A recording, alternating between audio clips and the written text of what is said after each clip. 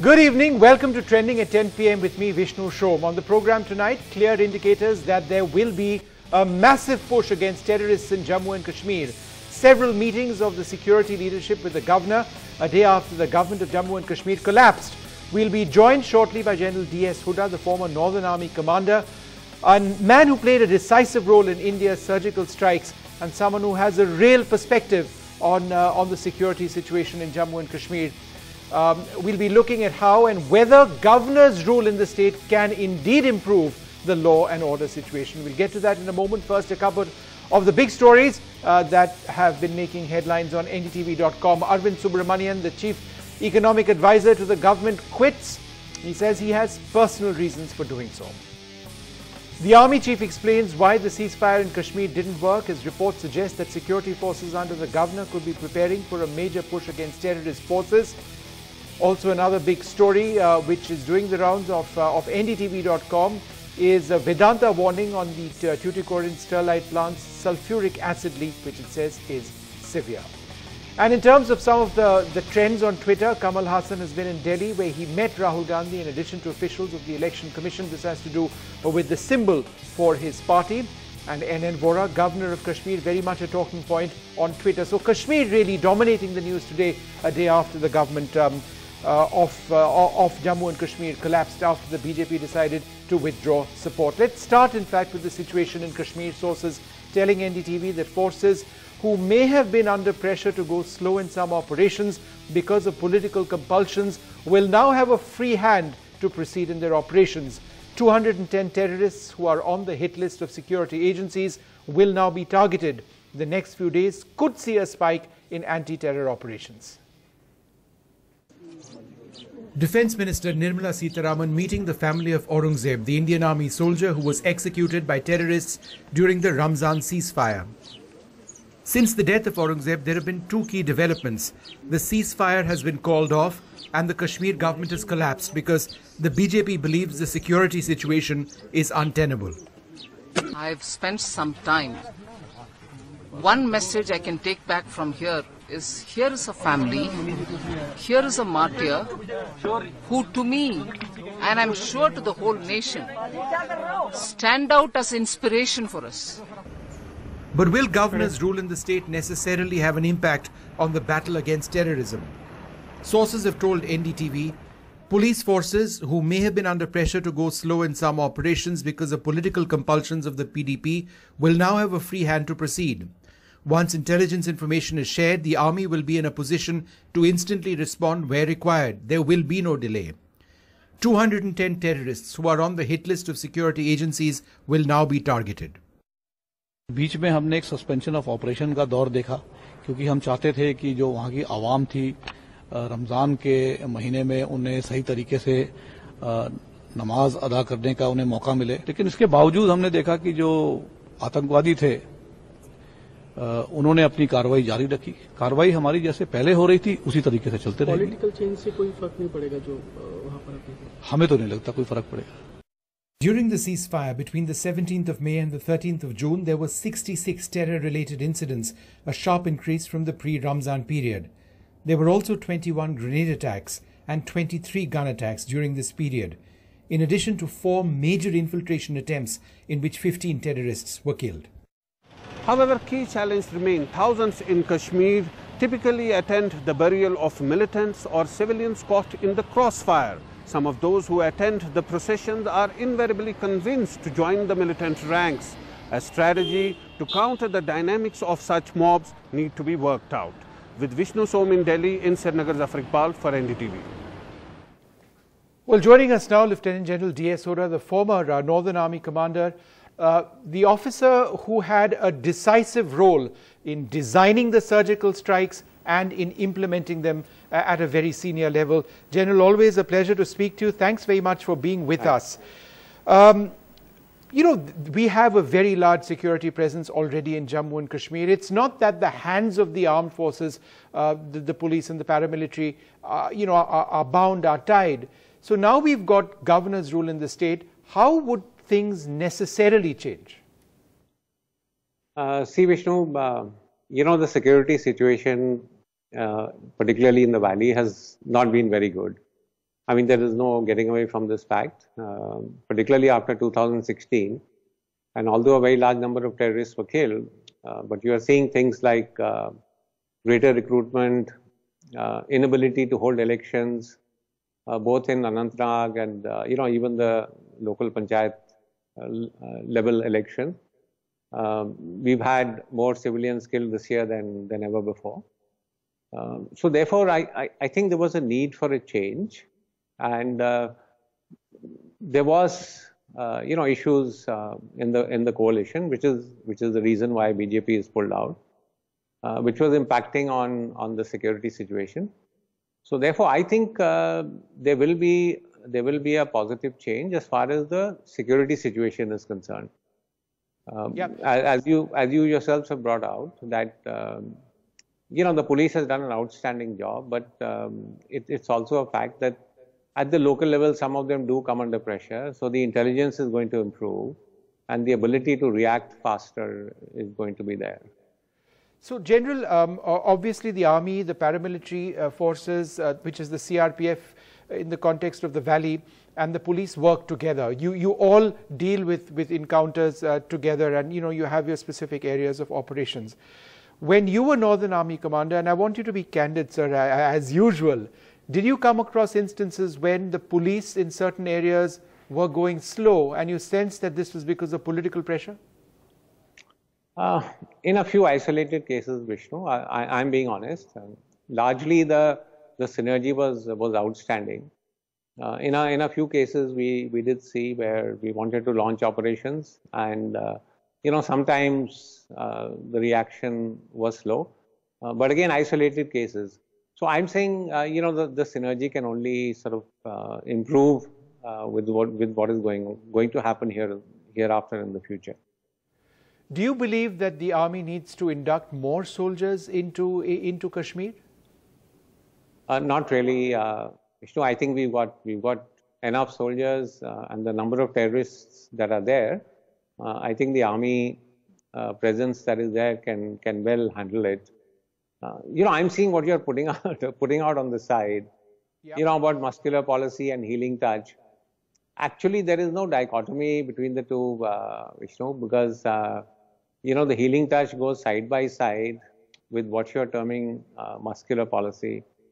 There has to be a kinetic approach against the terrorists, and in some ways, even to re-establish law and order.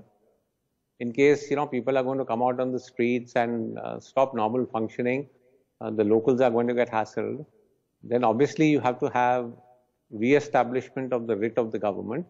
At the same time, a population-centric approach has to be there. I mean, there are social issues, there are economic issues, there are psychological issues. General, of course, and of course, whether you call it the healing touch, whether you call it reaching out to people, it goes without saying that that has to continue. There is an official, a special representative to Kashmir as well, who's looking into a lot of these issues. And I understand obviously that the writ of the state has to be supreme. I mean, we are in India. I mean, this is our country. The rules are all the same. But as a military man, how do you deal with a situation when you've got young girls pelting stones, when you've got young kids leaving school, seeing soldiers and starting to pelt stones? It's the mentality of the mob, and it's not just at the level of the terrorist, it's at the level of the child, of the little girl, of the mother, of the wife. This is the dynamic which is perhaps the most frightening aspect of what we see in Jammu and Kashmir. How can there be a military solution to this? No. So there is no military solution to this. As you're saying, unless we understand the psychology and look at the psychological aspects of why this is happening, and then try to deal with that, there can be no military solution. But having said that, let me also tell you, the military faces a huge challenge, because when they are dealing with situations like this, the kind of restraint they show, the kind of calm they show, it's hugely frustrating. I've talked to young officers and men, and they find this, an amazingly frustrating situation. But all credit to them that you have had many incidents where you find these people facing off against each other. We saw a video the other day of CRPF people, and your blood boils. But uh, come out and start shooting, 15, 20 people. So it's a huge challenge for young officers and young soldiers on ground. But I think they're doing an outstanding job, and they understand it. Unfortunately, sometimes the media, sort of makes it us versus them. And I think much greater empathy is on. Yeah. General, let me ask you this. Do you see yourself having a larger role in Jammu and Kashmir going forward? The reason I ask you this is because there are articles which have appeared today suggesting that you might have a larger role. It's a complete rumor, Vishnu. I don't know why you brought this up. It's a complete rumor.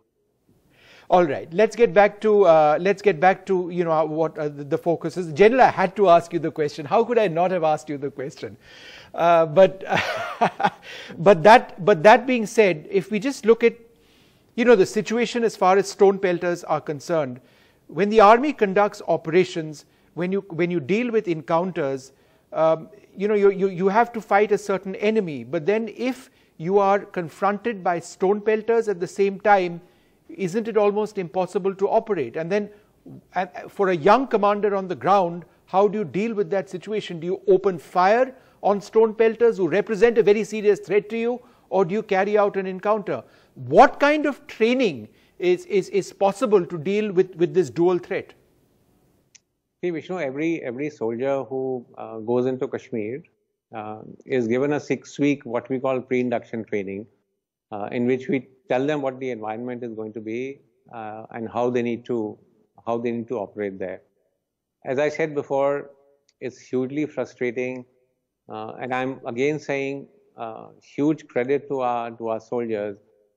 You hear about almost every encounter that takes place today.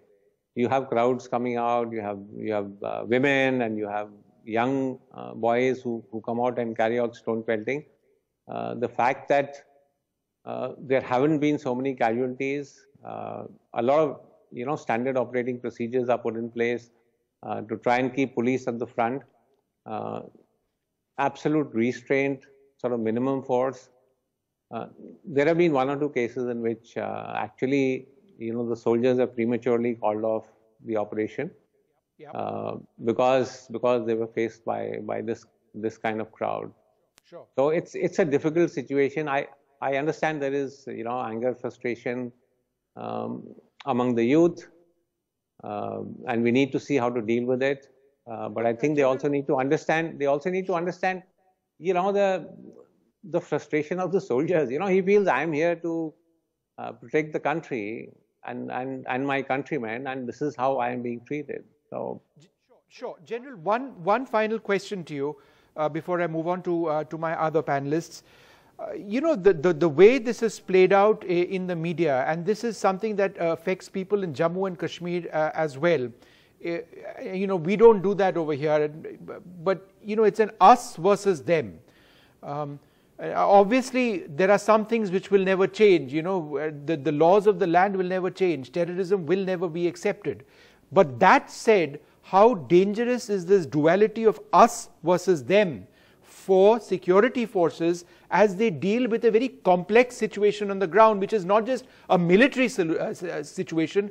It's an emotional situation, it's a cultural situation, it's a political situation. The duality in the media, is that dangerous? By which I mean the us and them in the media, no grey areas, black and white. Is that dangerous? Highly dangerous, Vishnu. Sometimes these narratives are self-reinforcing, and the minute you start this us versus them kind of narrative, and it continues over a period of time, it just sort of reinforces the belief on both sides that these people are like enemies, and I just think it makes the situation worse. we need to be very, very careful, when sort of branding communities or branding all uniformed people as, they rape and torture, or branding every Kashmiri as a Pakistani. I think we need to be extremely careful, because this is only leading, to a cycle where divisions will only grow further.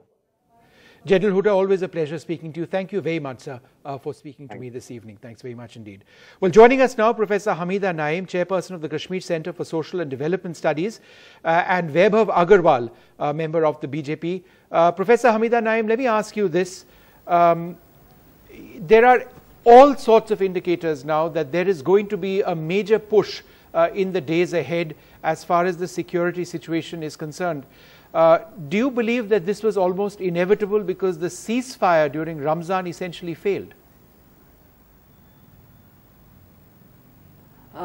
Vishnu, let us begin with this statement which Army Chief made one month ago, when he said, in spite of the fact that this is an unequal fight between Kashmiris and the Indian forces, but nobody is going to win. The BJP government tried this muscular, militaristic, authoritarian, fascist approach for all these years, and you have seen today Kashmir has come on the precipice where it is a situation has reached a point of no return. There is complete disconnect because of that. Because along with these operations, as someone says, you have also destroyed the ecosystem of hope and resolution. With the result, the entire society has been traumatized with these operations, and therefore my basic point is it is a fallacious approach. You are suffering from fallacy when you say that this is only a question of law and order, there's a question of so-called terrorism, that you disconnected totally from the political issue. Whatever is happening, these are only offshoots of the political issue. And unless you go back to address the political issue, no military solution, no military approach, howsoever authoritarian, howsoever it is never going to yield any results. Because you have seen in the last 2 years, there has been this muscular militaristic approach. It has only led to the creation of more and more militants. Because you kill 200 more have picked up the arms. So it is a vicious circle that it is going to increase every day. Therefore, instead of mystifying the issue, instead of using obfuscation, it is better to accept the reality and then take steps to address it. But ma'am, let me ask you, let me just point out a couple of points before we move on to my other panelist. There is no obfuscation in the fact that between the 17th of May and the 13th of June, the Ramzan period, there were 66 terror-related incidents, a massive increase from the pre-Ramzan period. There were 21 grenade attacks, there were 23 gun attacks during this period, and there were 4 major infiltration attempts during this period as well. This is a reality that cannot be wished away. This is a reality that needs to be answered with the gun. I take the point, I take the larger point you're mentioning. On that. I take the larger point you're mentioning. You know, I mean let me comment on that. Let me comment on that. Let us talk very coolly, because I expect your channel is not a shouting match that you will let me say what I want to say. My question is, this was no way a ceasefire. It was only a non-initiation of military operations. Otherwise, ceasefire will always be followed by the promise of a political process, a political dialogue to find the resolution. That was completely absent. And in the absence of that, militants know that it is only a temporary halt and nothing else.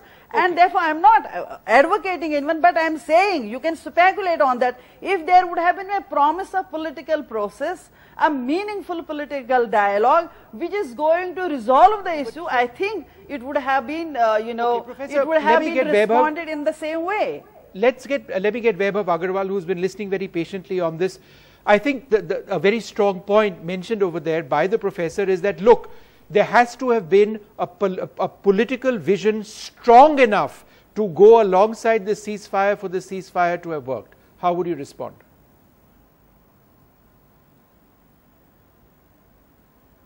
I totally disagree, and I'm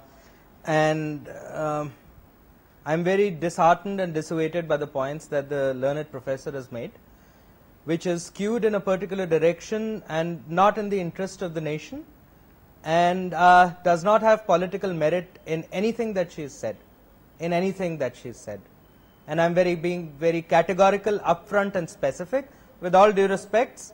However, I have my right to my opinion. Now let's see. In last 70 years of Indian independence, articles like Article 35A has been implemented. There has been a stone pelting on the army. There is a Jawan of the army that gets abducted and killed by the terrorists, very proudly supported by the separatists. And you know, I do not even want to remember what kind of torture that my fellow citizens in Jammu and Kashmir are going through right now at the behest of certain political sections which are out there to serve their own personal interests. It's very disheartening. However, from a government standpoint, it is a very clear strategy that this is the first time in the history of independent India there is this government at the center, which is the Modi government, trying to bring about changes in Jammu and Kashmir and change the narrative to suit the nation at the larger front, and to make it more inclusive, to bring more parity between the state and the rest of the country. And thus everyone is calling it a muscular policy. However, the way I see it, it is not muscular, it is not soft, it is nothing. It is only an assertive policy that the center government is trying to bring about. And since no one has ever seen this in the history of independent India, everyone is trying to differentiate between the appeasement policy and the self-interest policy that has existed over the years to a new policy and a new regime that this Modi government is bringing about. And our actions speak louder than we speak. Just one thing that we will bring about is that 80,000 crores worth of development fund that was given to the state of Jammu and Kashmir in past 3 years, a little more than 3 years, even as a junior partner in the government, we strived hard against the separatist forces and different mindsets that are security point, but I understand the point that you're saying that there needs to be better disbursement of those funds. And we brought in 35,000 crores. Weber, I take that point, but we'll leave this for another debate, because we're trying to look at this from a security standpoint. So from a security standpoint, I take the point that you're trying to mention over here. Absolutely, from a security standpoint, I think what you're essentially trying to say, and what Professor Hamida Naim is trying to say, is back to square one in terms of the discourse. It seems for somebody who follows Jammu and Kashmir, you know, that these diametrically different positions are so far away from each other at this stage that for these to come together, for there to be a resolution which both of you would want, which is peace, is still a very long way to go. One way or the other, there does seem to be a strong initiative that's going to take place as far as security is concerned, but let's hope that that defining or a defining political effort in the state is not forgotten in the process. I'd like to thank both of you very much for joining us. I'll be back tomorrow at 10 p.m. Till then, goodbye.